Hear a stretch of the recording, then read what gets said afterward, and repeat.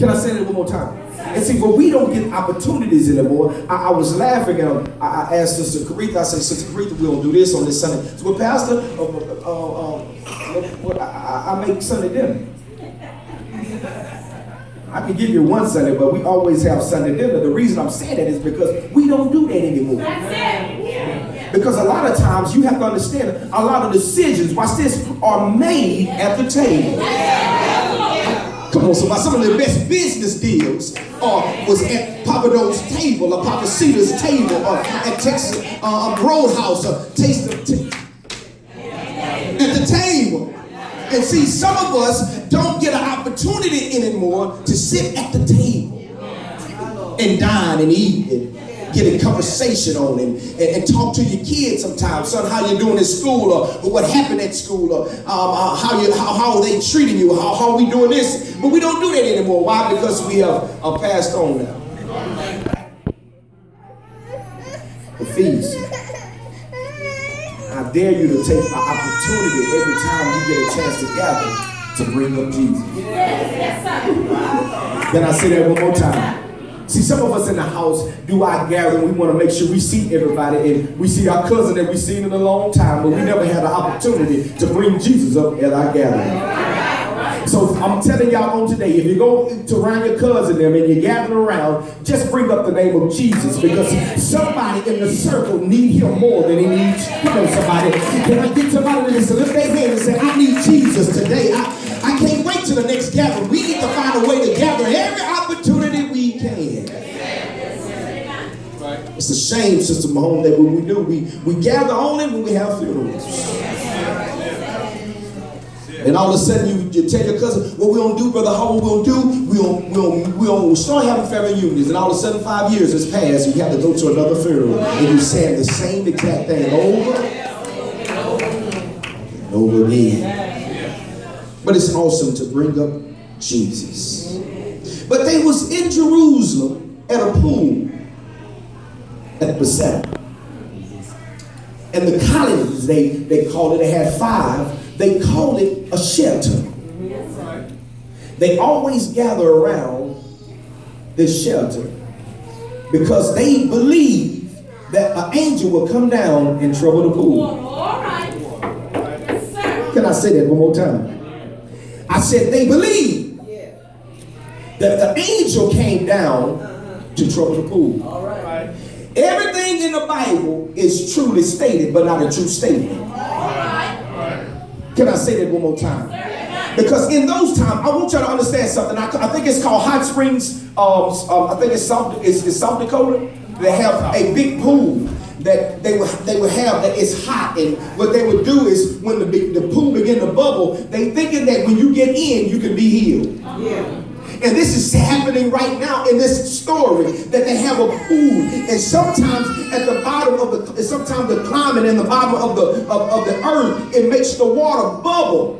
And the people that was in the waiting room was thinking that the angels was troubling them. Oh my God, can I say that one more time? See, a lot of us are going around with superstitions when God is a healer. A lot of us have old remedies when God said, I want you to look over the remedy. I need you to be healed. Because if you use an old remedy, you'll be using it again next week. You trying to get a quick fix when God said, I'm trying to heal your whole body. Just high five somebody and say, baby, I need God to heal the whole of me. Some of us ought to be tired of going through those remedies. Put this in your sock. Put this in your shoe. Put this under your pillow. Put this in you. Do this. But God said, I need you to if you get the whole of me, God said, I can fix you. Look at your neighbor and say, neighbor, I need some fixing. You don't understand what's behind all of this makeup. You don't understand what's behind under this hair. God is fixing me right now.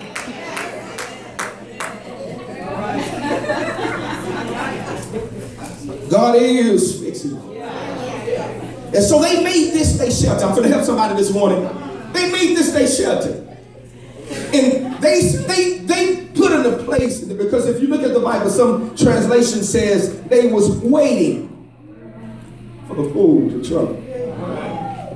So have everybody, I know everybody in here, been to the doctor. And you had to have a sat down. Old school, side. In the waiting room.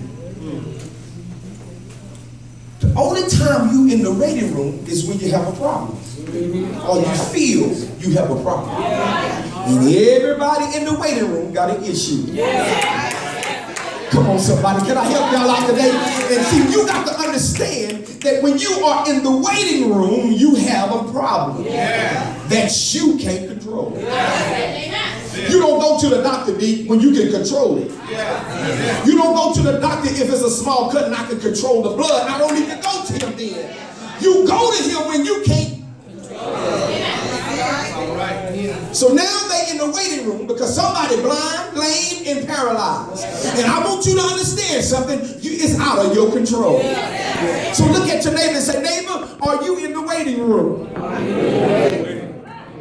Oh yeah, we in the waiting room because somebody in the house have an issue that you can't control. And see, somebody in the house need God to show up right now, baby. You are in the waiting room. And see, in the waiting room, baby, you just got to wait. I can't leave here without getting fixed. Some of us dying because we leaving. You ain't catch what I said. See, the doctor needs to see you, but you can't wait. I know I'm here for somebody. I know I'm preaching. Listen. Some of us need to stick around sometimes because okay.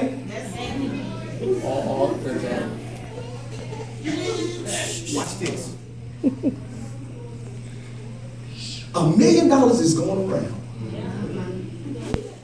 And the folks in the waiting room, and you see the folks getting $1 million. But you got 200 down. How many of y'all gonna leave?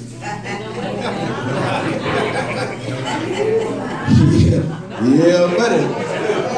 But you know, y'all gonna start doing counters. Because I know, watch this, I'm anticipating something miraculous to happen. I'm going to help somebody. Listen, it's a sign outside say, expect victory. And see, some of us in the house don't come to the church expecting. You come to the church being nosy. If you come to the house expecting something from God, God will bless your house. And how many of y'all in the house came expecting something from God? And I'm not talking about, no, I'm just waking up in the morning. I'm talking about that blessing that nobody else might not get. See, a fool woke up this morning. A murderer woke up this morning. But I'm talking about a blessing that is nobody but the kids can get. Can you just high five somebody and say the kids is getting these blessings? Everybody can't get this blessing because you outside the house. Y'all know what I'm talking about, that outside the house, that you don't bring everything out because outside the house coming into your house. Lame, paralyzed, blind, in the waiting room. Right. And everyone here had a problem. Right. The pool is really superstitious. It's nothing the pool can really do. All right. But they came, watch this, with an expectation of being healed. All right. See, some of us in the house, I don't care how it looks, but baby, if you came here expecting, God can bless you. Yeah, I remember the man at the gate, beautiful. Yes. As he was at the gate, he was sitting and he was begging, but he was looking for money. But Peter said, I don't have it, but I got something that's better than money.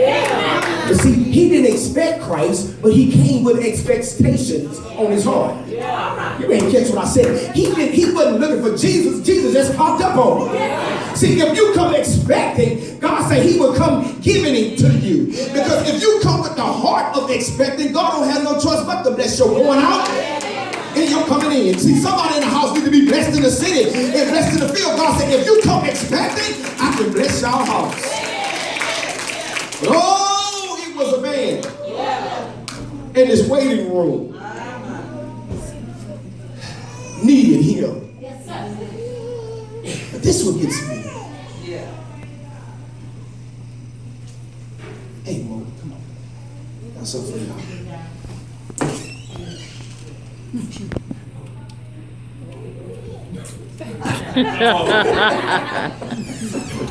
Made a man.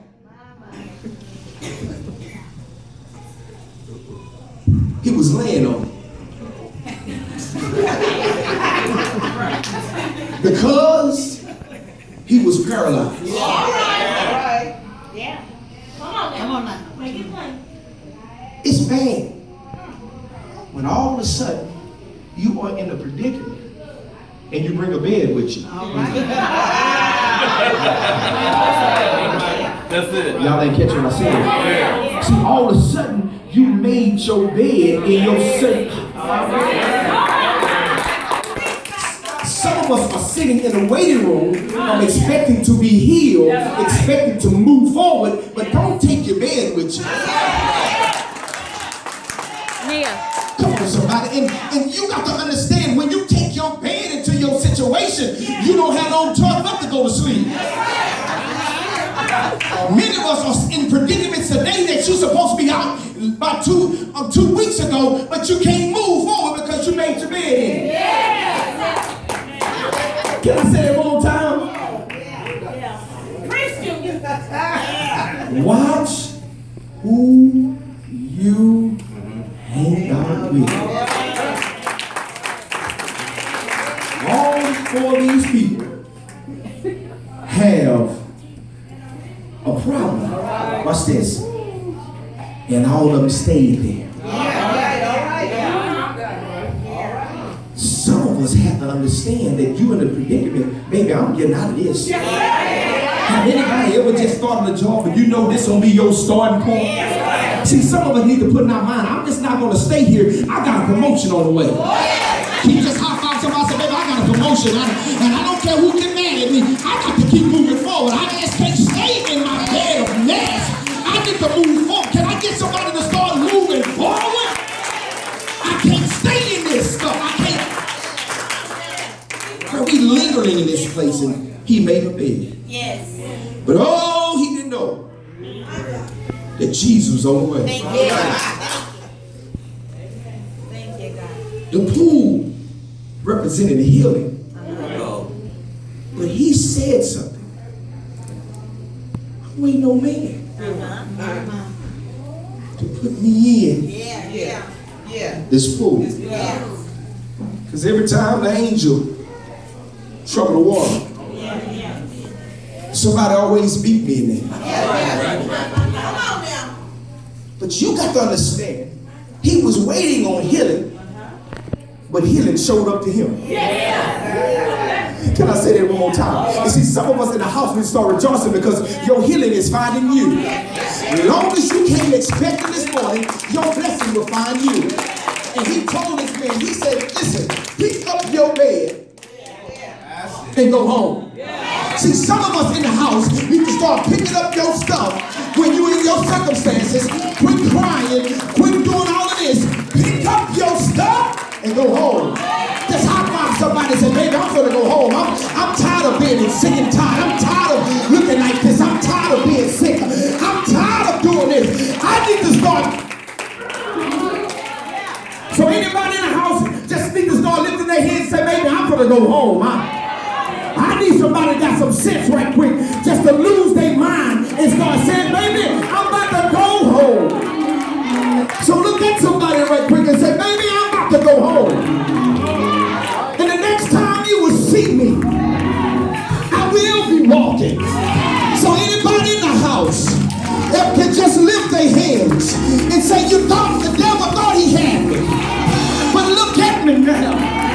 I'm walking with a new attitude. Because I know the Lord is on my side. So look at your neighbor and tell your neighbor, God is working this thing out for me. Look behind you and tell the Lord is working this thing out for me. Look at somebody else and say, he's working it out. Damn, my good. Look at somebody and say, he's working it out. Don't look at me now strange, because he's working it out. So I need y'all to do something right quick. Since y'all sitting in a waiting room, I need y'all to stand to your feet. Because I got to come out of my comfort zone. Yes. So anybody in the house can just lift their hands with me and say, I'm coming out of this waiting room because God has showed up for me. So anybody in the house can just lift their hands and say, he's showing it up. He showed up for me. He's working this thing out. I need y'all to just start high-fiving folks. I need you to start going around telling folks, I came out of this waiting room. I'm gone now. The devil thought he had me, but I'm still working it out. I need you to just go around and just start telling everybody, God's been good for me. I need to come out of this stuff. I need to start hanging around folks that is just like me. They got the same attitude. Yes. I need you to go around and tell folks that God is working this thing out. You can't stay in your predicament no more.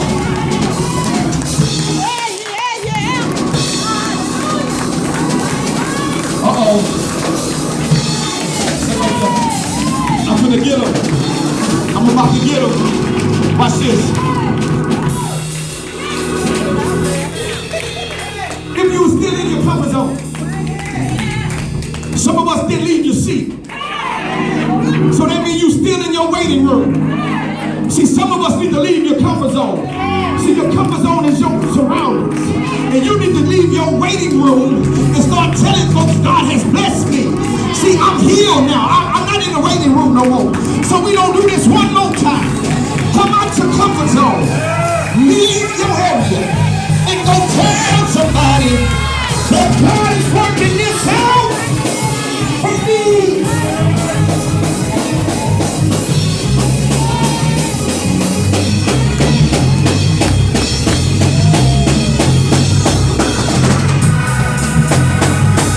You can't do it. You can't stay there.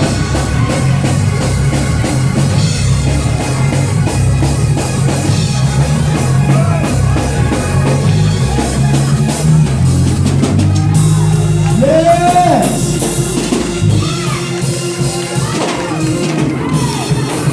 Come on, everybody. You can't do it. Come on, everybody. Hallelujah. I can't stay in this predicament because God is about to bless me. Yes.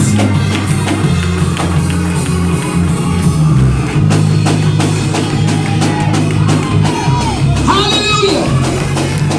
Working it out. He's working it out. Come on, everybody, worship.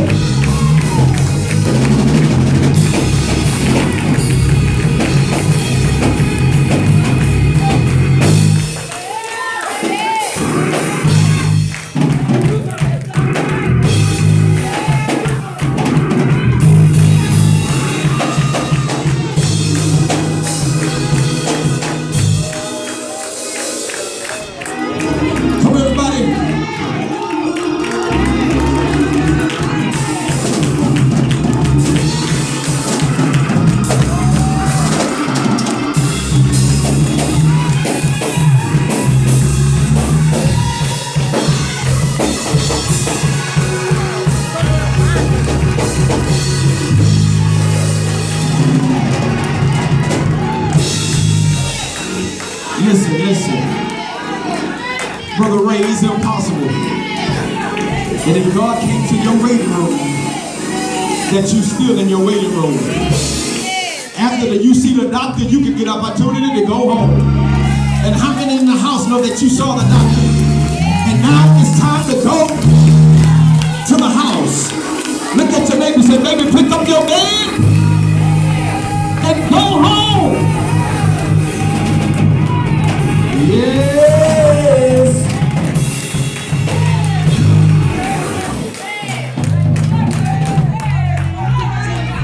What a mighty God we serve. I left. I'm going home.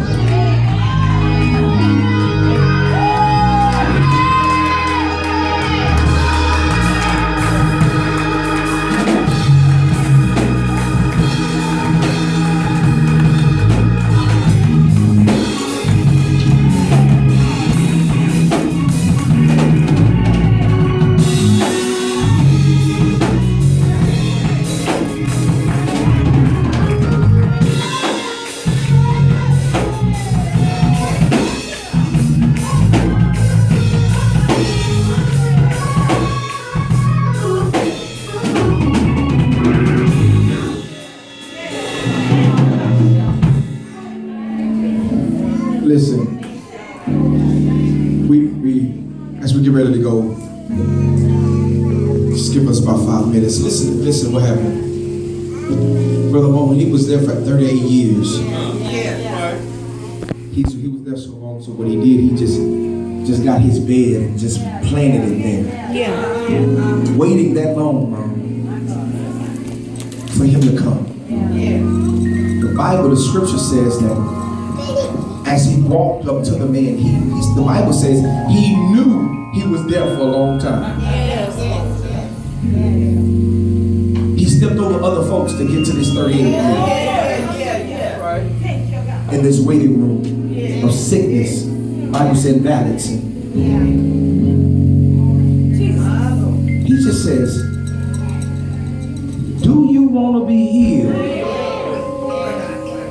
See, some of us in the house, he asked the same question daily. Do you want to be healed?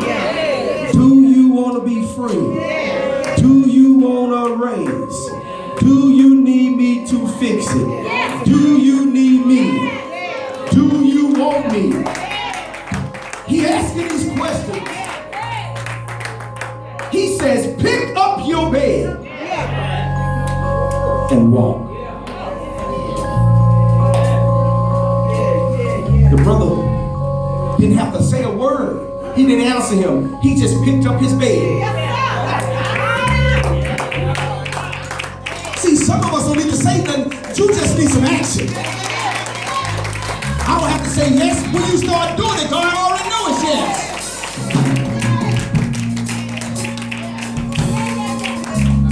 So, pick your bed up, because you planted it in sorrow. Hang around other folks in the bed. Grandma say, if you lay with dogs, I ain't calling y'all no dog.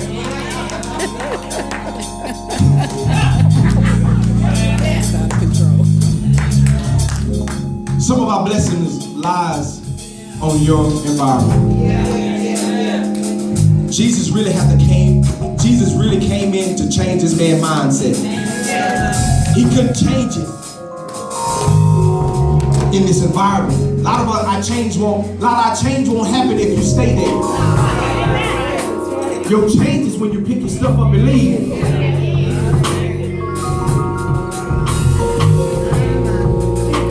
You may be seated. Somebody in the house, as we get ready to go home, need Christ. When you have a relationship